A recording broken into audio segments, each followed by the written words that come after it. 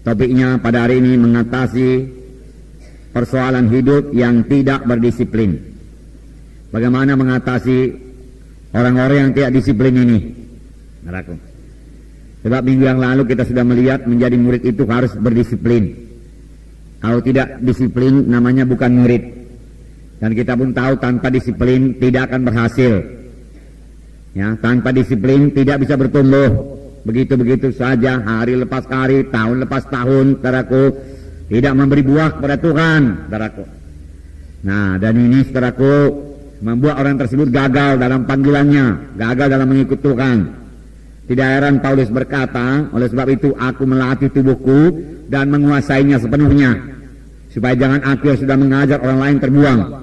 Aku melatih tubuhku, tubuhku ini tunduk kepadaku, tubuhku ini tidak bisa malas-malas ini, dia katakan. Tubuhku ini tidak bisa menuruti kehendak daging. Kalau kuikuti kehendak dagingku, kemalasanku, aku akan gagal. Aku tidak berhasil, pekerjaanku terbengkalai. Tidak mau, dia katakan. Aku menguasai tubuhku ini supaya aku berhasil. Demikian Paulus berkata. Demikian juga kita, saudaraku. Amin, saudara.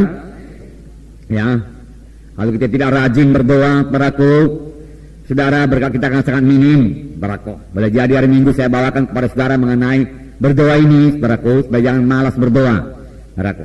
Karena kalau kamu malas berdoa, berkat tidak turun kepadamu, tidak ada padamu karena kamu tidak berdoa, firman Tuhan berkata. Ya.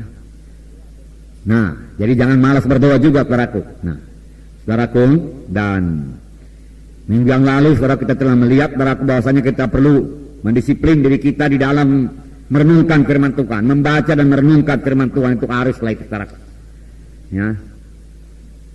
Membaca firman Tuhan, kemudian renungkan firman Tuhan, saudaraku. Terus menerus, konsisten dikatakan. Artinya dengan tekun, tidak satu hari saja, tidak 2 hari saja. Ya, supaya kita boleh bertumbuh dalam Tuhan. Kita harus kaya dengan firman Tuhan. Dan kamu akan mengenal kebenaran, kebenaran Tuhan membebaskan kamu, firman Tuhan berkata.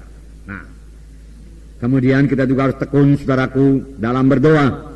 Doa yang konsisten dikatakan waktu itu 1 jam per hari, saudaraku, ya. Bersekutu dengan Tuhan, komunikasi yang 2 arah, kita mendengar suara Tuhan, saudaraku. Karena Tuhan bicara kepada kita, kemudian kita mematuhinya dalam hidup kita, saudaraku. Kemudian Tuhan mendengar doa kita dan Tuhan menjawab doa kita, saudara. Lalu kita menerima hasil doa kita. Kalau kita mau berdoa, kalau kita sudah mulai berdoa dengan tekun, dengan konsisten, saudaraku, berdoa itu nggak sulit-sulit lagi. Selalu terus ada hubungan kita dengan Tuhan, saudara. Tapi kalau sudah 2 hari nggak berdoa, saudaraku, lalu masuk dalam doa, payah kali cari persekutuan dengan Tuhan, saudaraku. Berat rasanya. Saudaraku, bergumul lebih dahulu, saudaraku. Boleh jadi mengaku dosa dulu, saudaraku. Lalu minta darah menyucikan, baru Tuhan berikan persekutuan kepada Tuhan. Dan mengaku, mulailah kita ini rajin berdoa. Nah, kemudian saudaraku, juga kita mendisiplin diri kita supaya kita ikut kebaktian. Semua kebaktian, kegiatan-kegiatan, ya, ibadah di dalam tubuh Kristus. Kita tidak bisa memisahkan diri kita daripada tubuh Kristus, saudaraku. Menjadi orang Kristen nggak bisa sendiri-sendiri, saudaraku.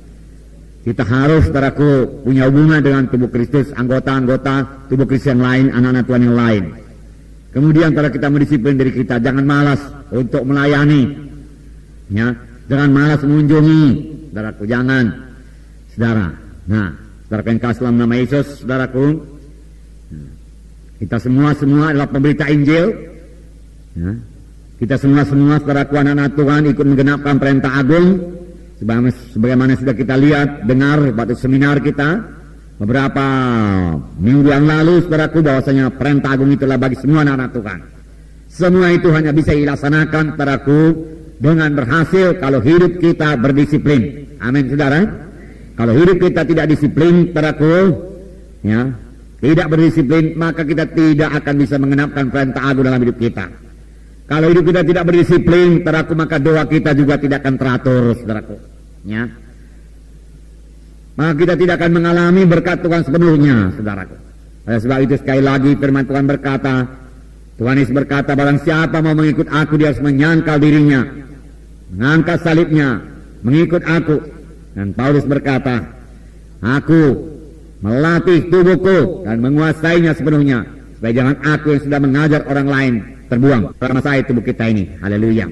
Nah, saudaraku, kita membaca dari lembaran. kita melengkapi firman Tuhan minggu yang lalu mengenai murid yang berdisiplin. Ini tambahannya ya. Hari ini karena minggu yang lalu saudara kita sudah melihat ya, contoh-contoh pun diberikan. Kalau hidup berdisiplin itu contohnya apa saudaraku? Nomor satu waktu itu apa?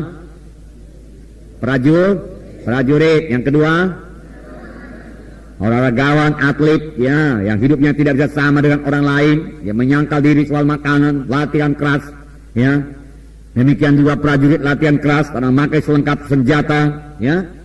Memakai senjata yang selalu, apakah semua berfungsi dengan baik, saudaraku. Kemudian saudaraku, satu contoh lagi yaitu petani, saudaraku, yang memandang ke depan, yang punya visi ya. Jika dia bergairah mengerjakan apa yang perlu dikerjakan sekarang, saudaraku. Kadang-kadang orang tenggelam dalam goal di depan itu saja. Tapi apa yang perlu dikerjakan saudaraku sekarang ini, besok, lusa, seminggu, 2 minggu, 3 minggu untuk mencapai goal itu, dia lupa, saudaraku. Padahal petani tidak demikian. Karena dia melihat ke depan, saudaraku, dia akan menuai, saudaraku, 100 kali ganda. Maka apa yang perlu dia kerjakan sekarang ini, dia kerjakan, saudaraku.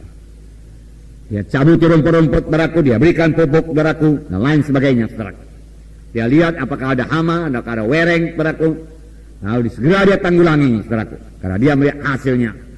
Kadang-kadang banyak anak Tuhan terbuai hasil 10.000, oke 10.000. Tapi menuju 10.000 itu, saudaraku, dia tidak berbuat apa-apa, nggak bisa.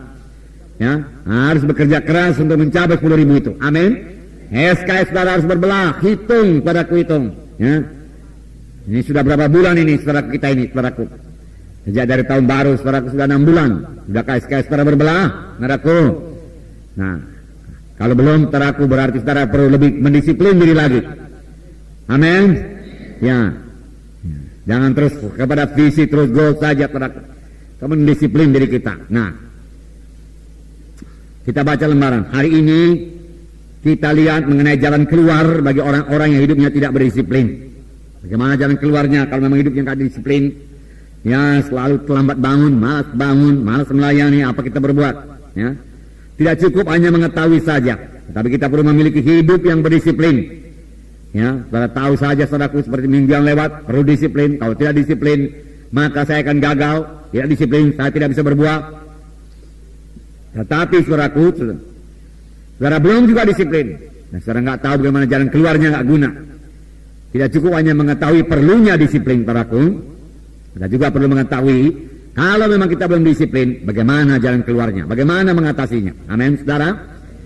Ini berarti kita harus mengetahui bagaimana jalan keluar dari hal tersebut. Dapatkah kita tertolong? Memang hal ini amat sulit diatasi, saudara. Tapi dapat, amin, saudara. Dengan pertolongan Tuhan tentunya. Ya, sebab dalam Tuhan kita ini sudah menjadi kejadian yang baru. Perkara lama lenyap, perkara baru sudah timbul. Amin, saudara. Dan Tuhan telah memberikan Roh Kudus kepada kita, di mana dikatakan, jika dengan Roh itu kamu mematikan perbuatan tubuh, maka kamu akan hidup. Jadi cukup kelengkapan diberikan oleh Tuhan. Yang perlu bagi kita, sama seperti yang Paulus berkata, bertindak. Latih tubuh kita ini terkuasai sepenuhnya. Nah, dalam pembimbingan pribadi, kita sering menjumpai hal-hal seperti ini.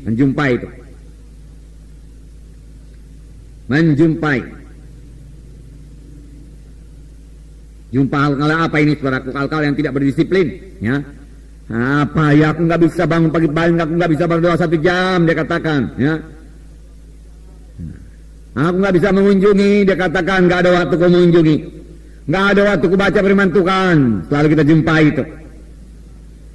Mengapa kalau Tuhan memberikan waktu cukup bagi kita 24 jam, 1 hari 1 malam, saudaraku?